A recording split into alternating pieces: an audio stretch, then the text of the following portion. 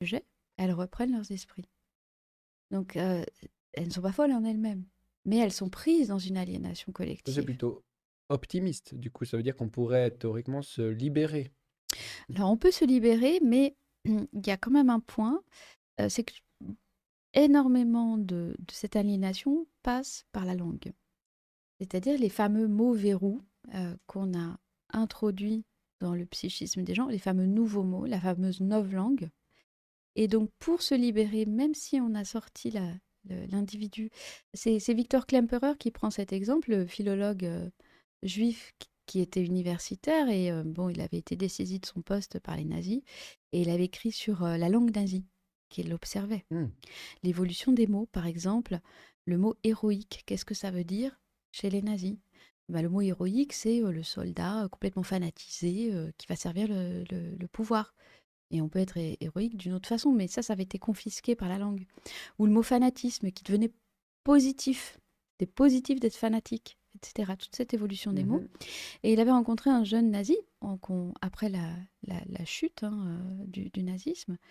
Et il constatait qu'il n'arrivait pas à sortir de son adhésion au nazisme parce qu'il était pris dans tous ces mots qui l'empêchaient de penser par lui-même. Mhm.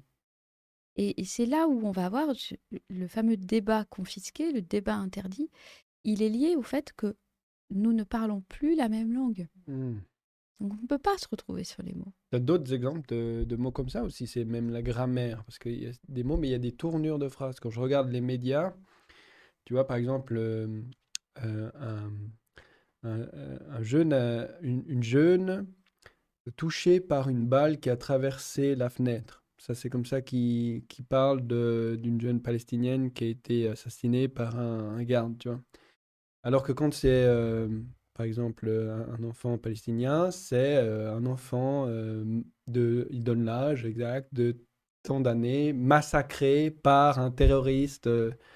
Donc, il présente deux assassinats, mais de manière complètement différente, avec Absolument. Avec d'un une côté des approche. euphémismes, etc. Exactement. Oui, oui, Donc, un parti pris, en fait. absolument. Donc, c'est les mots, j'ai l'impression, mais c'est même plus large que ça. C'est tout l'arrangement Bien sûr, des phrases et des propos.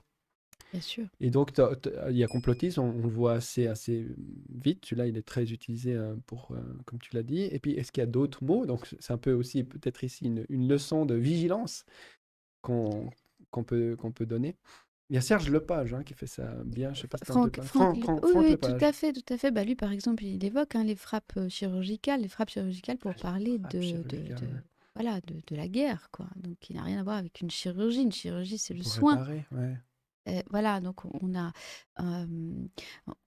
on a une confiscation dans le débat interdit, qui est un livre qui est paru en 2022. Je fais toute une analyse de la langue avec le nouveau vocabulaire du Covid.